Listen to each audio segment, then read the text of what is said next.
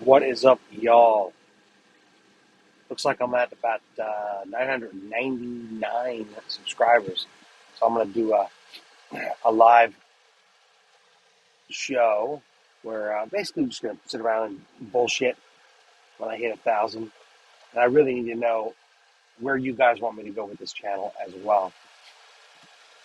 A lot of people have asked me to do tutorials or my interpretations of songs and stuff like that. And I mean, I got two loud, huge Pyrenees dogs. I live in a bus. Um, if it's okay with you, you're gonna hear dogs barking in the background and stuff like that. There's no other way to do it unless I do it outside and I gotta go get my lights out of my storage unit because it would have to be at night and the dogs would have to be inside. Usually they're barking if I put them inside and I'm outside. So I've got logistical issues with doing anything musical, but I'll work it out.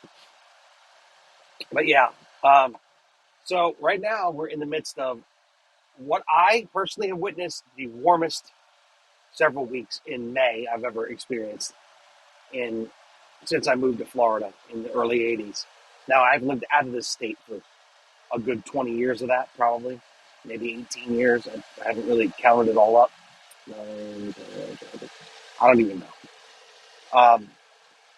But I've never seen a May this hot. It's usually like 80, 82 degrees in May. It's actually a transition month. It's beautiful.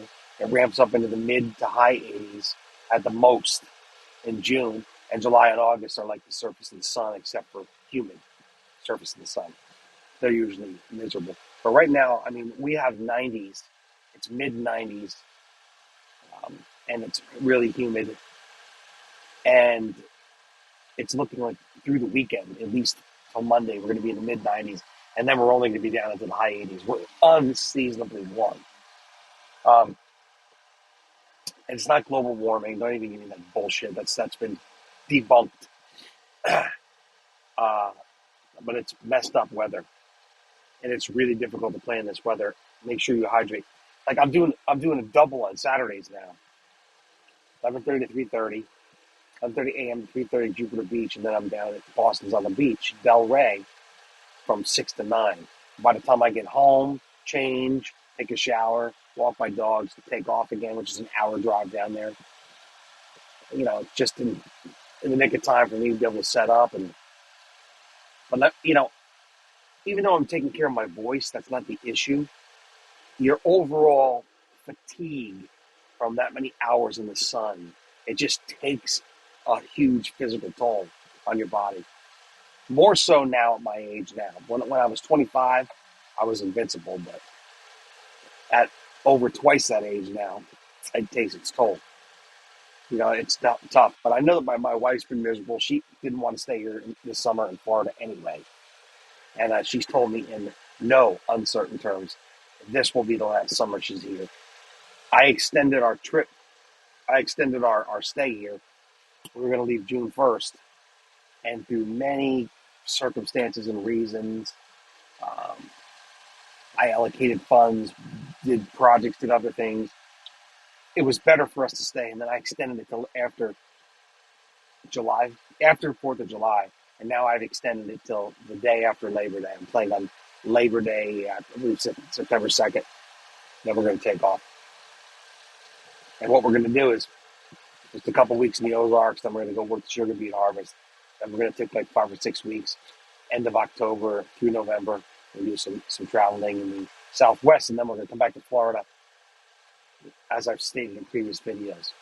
But I'm telling you right now, for sure, this is absolutely the last summer we ever spend in Florida. We're never going to be here again, or in any warm place like this. If I'm going to continue playing, it's going to have to be something where, you know, I personally, and we're more comfortable following the 70s. And we live in a butts. That's one of the advantages of living a mobile lifestyle is you can follow beautiful weather. I just have to get off my ass and plan the gigs and stuff. I know that I'm going to be in Alaska all next summer, and I know I'm going to be gigging as well. Not a lot, not all the time, but I'm definitely going to do some gigs up there. I used to live there for almost 10 years. I have a lot of friends up there, really talented musicians and stuff. But, you know, there's nothing that's holding you anywhere. You know, you can do whatever you want. I smashed up my Lexus, my SUV. We ended up getting another pickup truck, and this is our third pickup truck in 8 years. So, we had 3 years of the Lexus, and I was going to make it into an overland vehicle and everything, and I just couldn't find another Land Cruiser for the price that I wanted, and we got this pickup, which I'm not 100% jazzed on. It's the nicest vehicle I've ever owned. It's got every bell and whistle in it and stuff like that, but of course, that's what makes me nervous about it. All the bells and whistles that can break. And new vehicles are not made as well as older vehicles, especially a legendary vehicle like a Land Cruiser. So I will be getting another one. I got a 3-year warranty on this pickup, so we'll try to pay it down as quick as we can and go from there. But I can pull it with the bus, and a limited amount of vehicles that I can pull with the bus for traveling. So that's important as well. But overall, it's music is not a huge priority in my life. I like playing. I like that my chops are back up again. I enjoy it. Last Saturday felt to me like it was really difficult. It was a lot of work, hard to breathe. It was very fatiguing. If that's going to be the case, I'd almost rather work another, you know, work another 10 hours if I have to replace the money doing Uber Eats or something, because it's not as physically taxing. You know what I mean? We'll have to see. But I'm trying to line up 3 solid gigs a week like I have now for next season. If that's the case, we're going to be looking good December to May 1st, and then we'll take off. So that's the SITREP and what's going on now. I just wanted to check in with you guys and just let you know that I'm almost at 1,000. I said I would do a live stream at 1,000. I really, really want some ideas of where to go with the channel, and I'll start trying to make it happen. I need work on both of my acoustics have to go in the shop. That's another thing that I'm going to be doing in the next week or so. Getting my performance acoustic work done first. It's got a high second fret, or it might be first fret.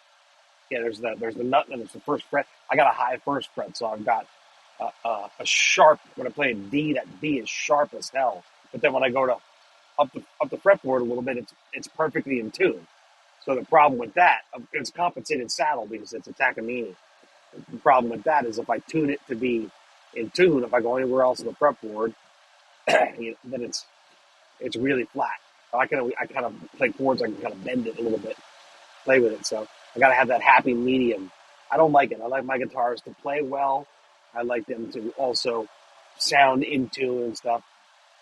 And for a cheap guitar, it actually takes like a fret dress level, a setup.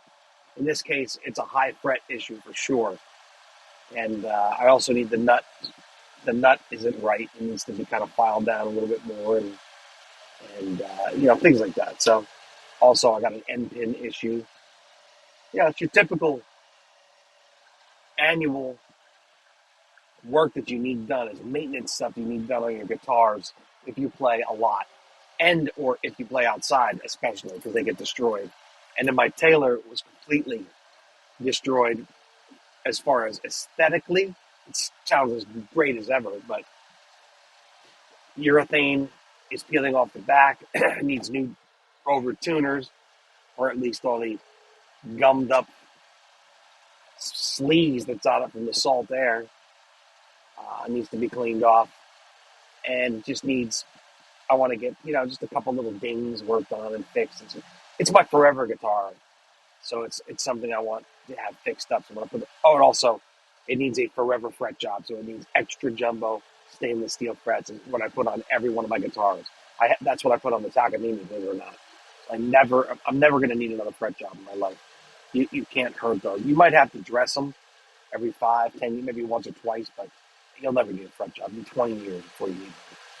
So that's my tip from you. I really enjoy stainless steel frets, and now it seems like the luthiers are tooled up enough to work with them, because they cried before because it was difficult to cut, difficult to shape, bunch of BS. But anyway, just wanted to check in with you guys. Live streams will be soon. I'll let you guys know when that's going to be. I put out, posts, but I don't know if any of you guys see them. Let me know in the comments if you see my posts that I put out, pictures and or just notices and stuff. Because if you're not seeing them, then I'll have to do all my little, admin stuff on short videos. So anyway, thanks for being here. Please like and subscribe, and I will talk to you. Looks like pretty soon live. Peace.